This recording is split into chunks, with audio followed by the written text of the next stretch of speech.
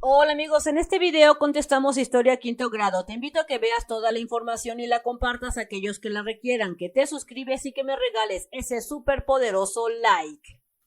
En la página 21 de tu libro tenemos el tema luchas internas y los primeros gobiernos federalistas y centralistas. Es decir, que en este video analizaremos y explicaremos sobre las diferencias que existen entre un gobierno federalista y centralistas, y también sobre los primeros gobiernos que tuvo México después de la independencia. Tras la consumación de la independencia, los mexicanos enfrentaron dos desafíos políticos. ¿Cuáles? El primero fue fundar un sistema de gobierno, porque resulta que México acababa de nacer y no tenía un gobierno, así es que había que poner un gobierno. Y el otro reto era hacer todas las leyes para el nuevo país que acababa de nacer.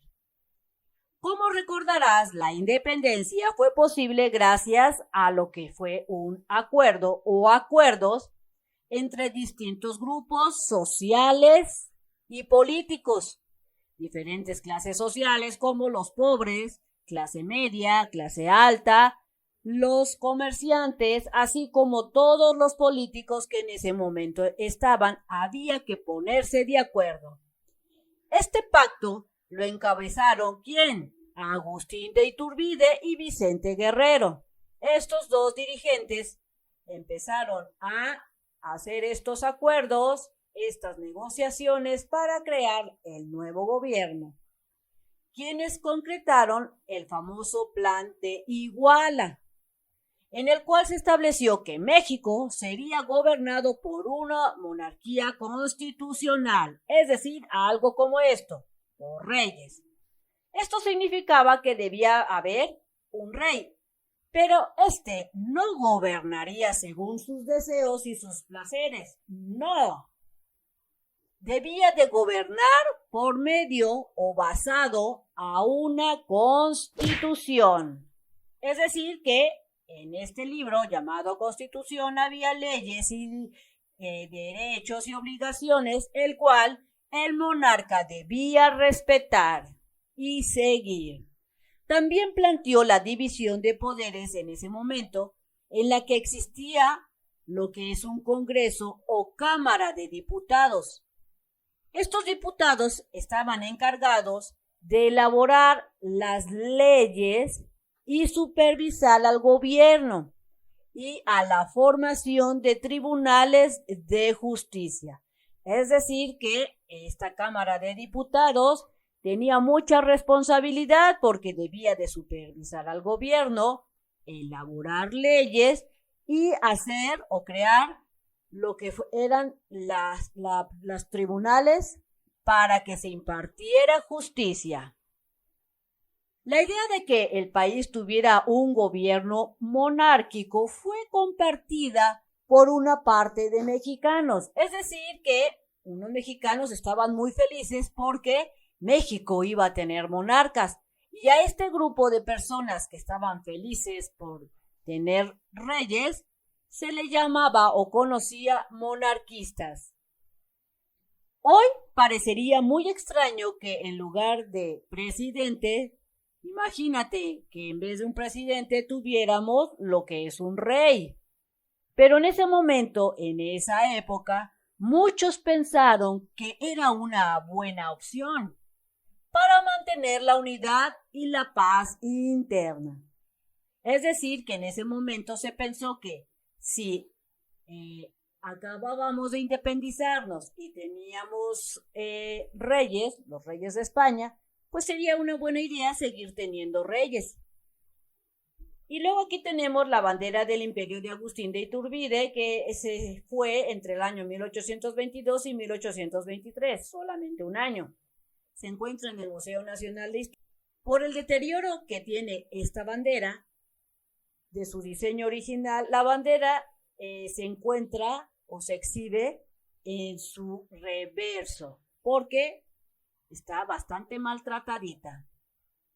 Tenemos que Vicente Guerrero, en 1782 y 1831, pactó el fin del movimiento de la independencia junto con Agustín de Iturbide. Si tú visitas MEX Primaria y le das clic en lista de videos, te aparece esta pantalla. Selecciona el grado que estés cursando, ejemplo, quinto grado, y verás las materias disponibles con los videos que tú puedes seleccionar de acuerdo a lo que tú necesites. Selecciona la materia y luego busca tu número de página que estés buscando para estudiar, dale clic al video y listo, ponte a hacer tu tarea o a estudiar. Entonces, según el plan de Iguala, que se acababa de firmar, el trono de México debía ser ocupado por un príncipe español. Irónico, ¿no? Nos acabamos de independizar y queremos buscar un príncipe español para que nos gobierne. Bueno, así pensaban en ese momento los gobernantes. De ese modo se esperaba mantener las relaciones con España, porque pensábamos que en ese momento era necesario traer ese príncipe para seguir teniendo una buena relación con el país español. Y también se pensaba que al tener un príncipe español tendríamos el respeto de toda Europa. Los habitantes del país recibieron con entusiasmo la fundación del Imperio Mexicano. Las provincias eligieron diputados, quienes se reunieron para redactar lo que es la Constitución de ese momento. Las provincias de Centroamérica se unieron al imperio y gracias a ello el país llegó a tener una extensión súper inmensa, que abarcaba desde California hasta la actual Costa Rica, es decir que era bastante grande México. Sin embargo, el imperio no resultó como esperaba. Resulta que España no aceptó enviar un príncipe al trono de México, porque no reconocía la independencia de México. Es decir, que España decía que no había independencia y por tal motivo no enviaría a nadie. Ante esta situación, el Congreso nombró como emperador a Iturbide, pero tal hecho causó problemas, pues si bien muchas personas lo admiraban como líder político y también lo admiraban como militar, muy pocos aceptaron que se convirtiera en monarca. Es decir, pensaban que Iturbide no merecía ese puesto. ¿Cómo era posible que un politicucho o un militarucho fuera de repente un monarca? Y entonces surgieron problemas. Iturbide entró en conflicto con el Congreso y mandó encarcelar en ese momento a diputados de esa época. Antiguos insurgentes como Vicente Guerrero y Nicolás Bravo se levantaron en armas porque no vieron muy bien que estuvieran encarcelando a los diputados. También una parte del ejército mexicano y las autoridades de varias provincias se declararon en contra del emperador. Es decir, que el emperador se las empezó a ver algo negras. Finalmente, en marzo de 1823, Iturbide renunció a su cargo y abandonó el país. Dijo, me voy, esto no es para mí, y se fue del país. Después del fracaso de este imperio, se acordó establecer entonces una república en México. Es decir, los gobernantes concluyeron que México no estaba para monarquías y establecieron una república. No obstante, hubo varios desacuerdos sobre qué tipo de república debía ser. ¿Debía de ser una república federalista o centralista? Ese era el problema ahora. En el cuadro comparativo de la página 24 se exponen algunas características de cada sistema de gobierno y los años que estuvieron vigentes. Y este recuadro o cuadro lo veremos más adelantito. Finalmente el Congreso decidió modificar el sistema de gobierno y convirtió a México en una república federal. Después de tanto dialogar con los diputados y con los políticos, llegaron a la conclusión que lo mejor era establecer una república federal. Este cambio quedó establecido en lo que es fue la Constitución de 1824, que fue la primera carta magna de nuestro país, en donde estaban las leyes que respaldaban a México como país y también los derechos. Entonces vamos a analizar esta tabla, pero también vamos a hacer al mismo tiempo el ejercicio que nos dice aquí. Comprendo y aplico. Con base en la información que se presenta en el cuadro comparativo, que es este, explica en tu cuaderno las diferencias entre federalistas y centralistas. Así es que vamos a ver cuáles son las diferencias de cada una de estas que marca el recuadro. ¿Cuáles son? Vamos a ver la diferencia entre los dos poderes, la diferencia entre la organización de territorios, la diferencia entre la representación y quienes iban a elegir a los representantes. Entonces comenzamos a ver cuáles son estas diferencias entre los federalistas y centralistas. Resulta que los federalistas, como primera diferencia, gobernaron en dos periodos, entre el año 1824 y 1835, y luego fueron despojados o ganó crear la República Centralista entre el año de 1835 y 1846. Y nuevamente resurgieron los federalistas en 1846 hasta 1853. Esta sería la primera diferencia con respecto a los periodos de tiempo.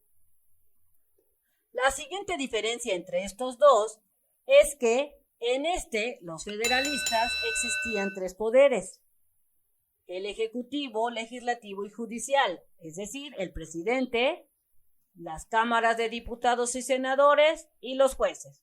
En cambio, en los centralistas había cuatro poderes: el ejecutivo, el presidente, los legislativos, diputados y senadores, los jueces y uno más que era el supremo poder conservador. Después, la otra diferencia es que en los federalistas había una democracia participativa, es decir, que había 19 estados o entidades, había 5 territorios y el Distrito Federal, y eran libres. En cambio, acá en los centralistas estaba lo que el presidente decía, es decir, el presidente imponía a los gobernantes, no se podían elegir libremente, a diferencia de los federalistas. El presidente era el que decía quién iba a gobernar y no había estados libres como tal, sino se les conocía como departamentos. Otra diferencia en la siguiente es que aquí había una Cámara de Diputados y una Cámara de Senadores. Y aquí no.